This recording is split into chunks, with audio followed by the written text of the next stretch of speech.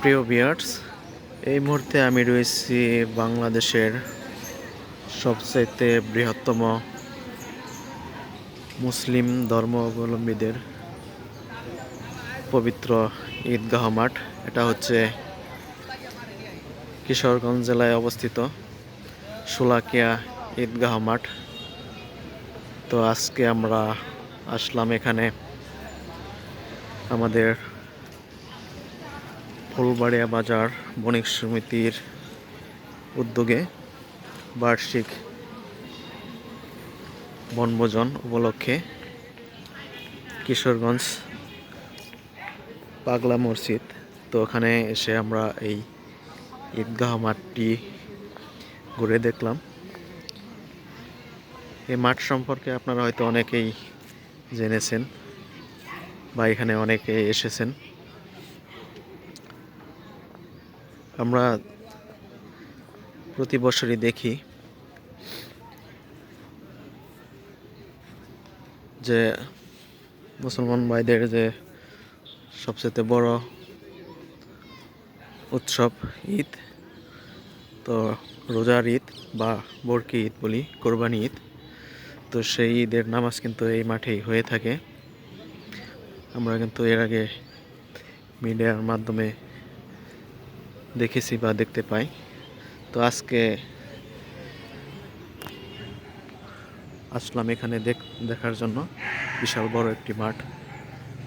তো ভাবলাম একটু আপনাদেরকে দেখিয়ে নিয়ে যাই মাঠ সম্পর্কে।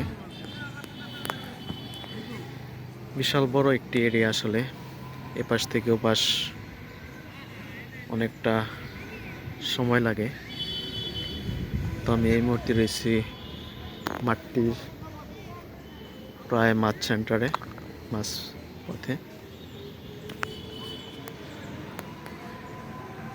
তো আমরা কিন্তু একসাথে অনেকে এসেছি আজকে এই কিশোরগঞ্জে।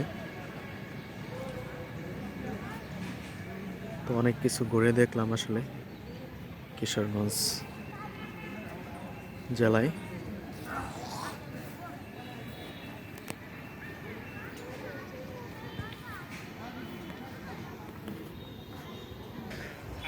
তো মাঠটি কিন্তু সম্পূর্ণ সিসিটিভি দিয়ে ঘেরা।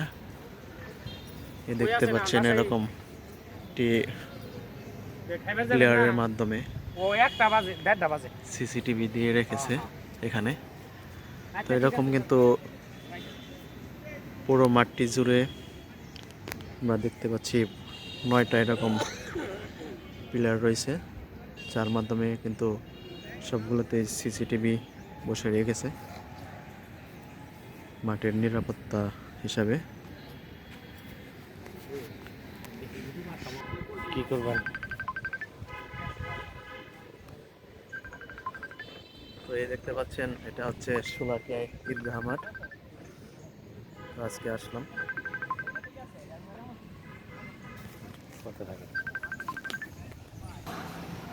তো বন্ধুরা, এই দেখতে পাচ্ছেন এই মাঠে কিন্তু বিশাল একটি বহুত বছর পুরনো একটি গাছ দেখতে পাচ্ছেন। বিশাল বড় একটি আকৃতির গাছটা এই ঈদগাহ মাঠে শোলাকিয়া।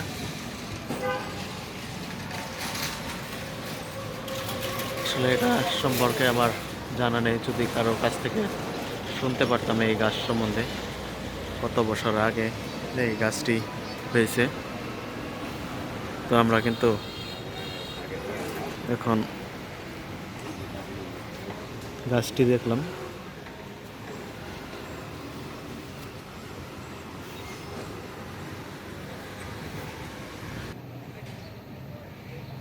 তো এখানে কিছু লেখা রয়েছে, শোলাকিয়া ঈদগাহ মাঠের সৌন্দর্য বর্ধন পরিকল্পনা অর্থায়ন, জনাব মোহাম্মদ সরওয়ার মোর্শেদ চৌধুরী, জেলা প্রশাসক, কিশোরগঞ্জ। তো এ সম্পর্কে তারিখটা হচ্ছে 4/3/2019 খ্রিস্টাব্দে। তো এটা আসলে জানা নেই, এখানকার স্থানীয় মানুষ ওনারাই বলতে পারবেন কত বছর আগের গাছটি।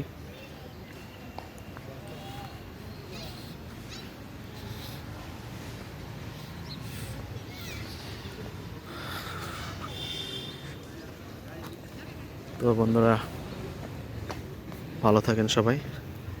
ভিডিওটি এখানে শেষ করছি। যারা এতক্ষণ সাথে ছিলেন তাদেরকে অসংখ্য ধন্যবাদ জানিয়ে ভিডিওটি এখানে শেষ করলাম।